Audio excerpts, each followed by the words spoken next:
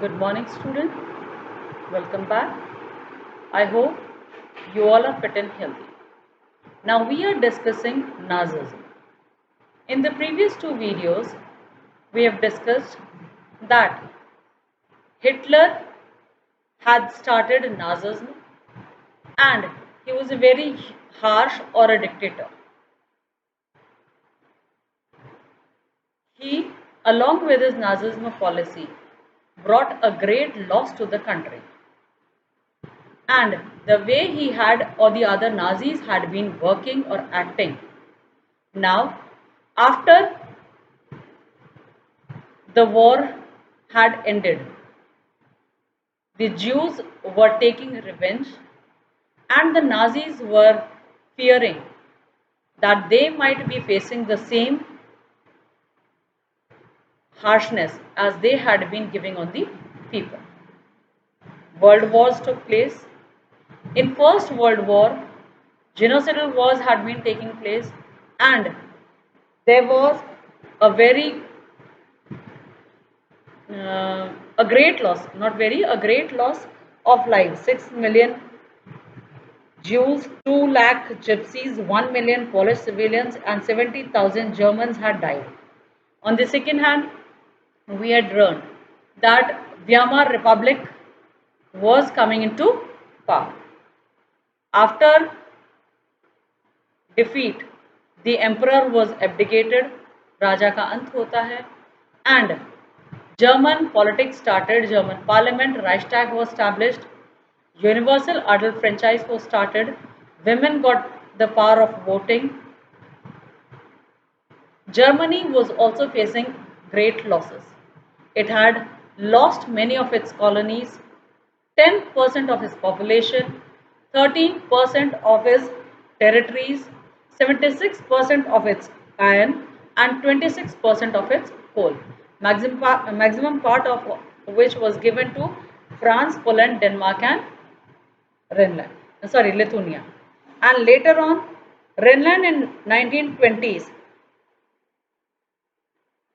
its rich resource area was occupied by the Allied parties. Now this great destruction or losses people had been facing in the war. What was the effect of the war? We'll read today. The effect of war. The war had a devastating impact on the entire continent, both psychologically and financially. जो ये युद्ध हो रहे थे, इसका पूरे continent पर बहुत गहरा प्रभाव पड़ रहा था, मानसिक और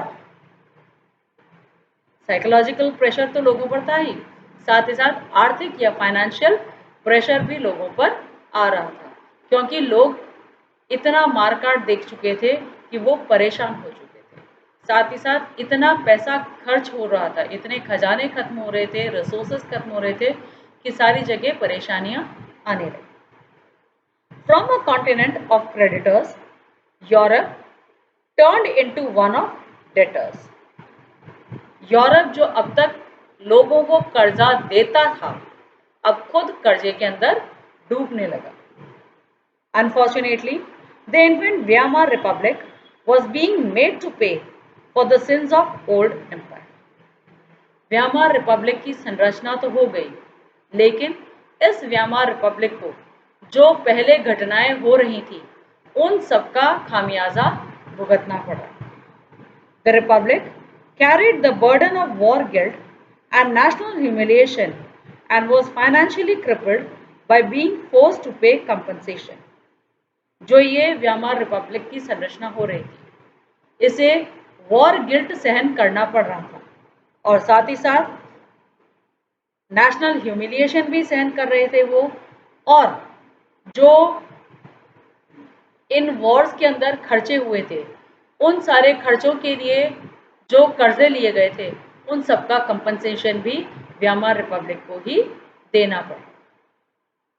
Those who supported the Weimar Republic, mainly socialists, Catholics and Democrats, became easy targets of attacks in the conservative nationalist circles. जो लोग म्यांमार रिपब्लिक को सपोर्ट दे रहे थे, उनका साथ दे रहे थे, उन पर निशाना साधा गया और इस ग्रुप के अंदर मेनली जो सोशलिस्ट, कैथोलिक और डेमोक्रेट्स थे, ये कंजर्वेटिव नेशनलिस्ट के हत्थे चढ़ने लगे। They were mockingly called the November criminals. इन्हें नवंबर क्रिमिनल्स की उपाधि दे दी गई क्योंकि उसी समय ये घटनाएं हुई थी। This mindset had a major impact on the political developments of the early 1930s, as we will soon see.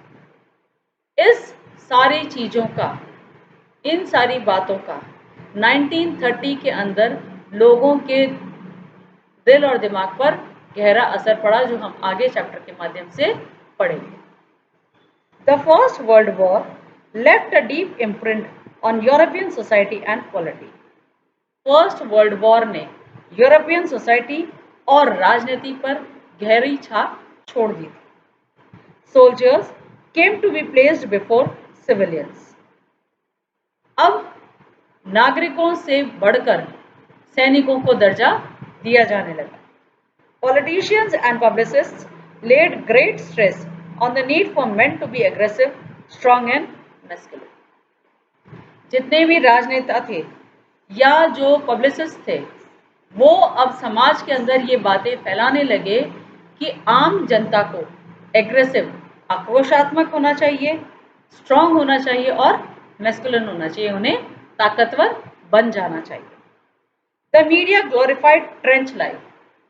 Media के अंदर भी आर्मी की बातों को बढ़ावा दिया गया।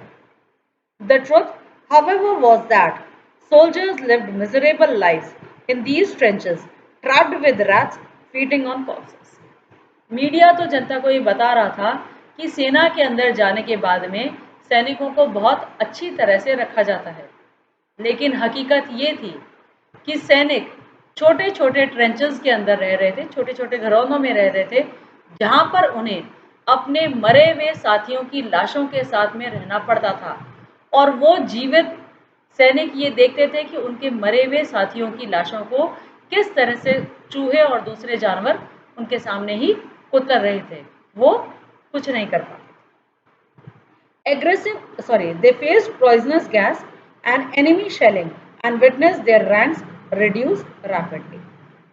इतना ही नहीं, अपने मरे हुए सैनिकों साथियों की लाशों की दुर्गति तो वो देख ही रहे थे, साथ ही साथ उन्हें पॉइजनस गैस का सामना भी करना पड़ रहा था, जो दुश्मन बम्बार्डमेंट कर रहा था उसका सामना भी करना पड़ रहा था, और हार जब वो जाते तो उनके रैंक्स उनसे जल्दी से छीन लिए जाते। Aggressive war propaganda and national honour occupied center stage in public sphere, while popular support grew for conservative dictatorships that had recently come into being. आक्रोशात्मक युद्ध की बातें और नेशनल ऑनर, देश के गर्व के लिए बहुत सारी चीजें अब समाज के अंदर आने लगी। साथ ही साथ अब लोग डिक्टेटरशिप, कंजर्वेटिव डिक्टेटरशिप की बातें भी करने लगे, क्योंकि अब डिक्टेटरशिप, तानाशाही धीरे धीरे समाज के अंदर बढ़नी शुरू हो गई। Democracy was indeed a young and fragile idea which could not survive the instabilities of interwar Europe. जिस लोकतंत्र की रचना की गई थी, इस युद्ध के कारण जल्दी ही उसका अंत होने वाला था। समाज के अंदर से लोकतंत्र की भावना हटने वाली थी और तानाशाही बढ़ने वाली थी। That's all for today.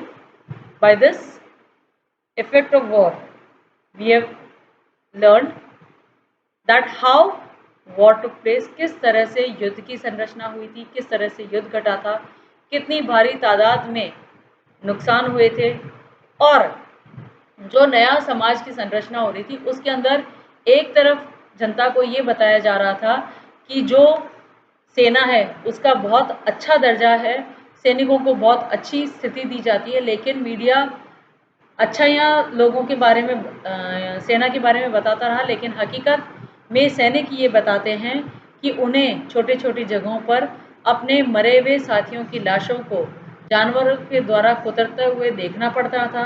साथ ही साथ बहुत सारी पॉइजनस गैसेस और बम्बार्डमेंट सहन करने पड़ रहे थे और साथ ही उन्हें मिलिट्री में बहुत सारे रैंक्स उनके घट भी रहे थे। तो पूरी तरह से सब जगह खामियां हो रही थी। एक तरफ समाज के अंदर जहाँ पर पहले जनता बहुत सारे इन कर्जों में डूबे रहे थे। यूरोप जो कर्जा देता था पूरी तरह से कर्जे में डूब चुका था। जनता को पॉलिटिशियंस और जो पब्लिसिस्ट थे वो ये कहने लगे कि आपको एग्रेसिव और स्ट्रांग होना पड़ेगा ताकि आप सेना के अंदर भर्ती हो सको। I hope you have understood this. That's all for today. We'll meet very soon with other topics. Until then, stay safe and healthy.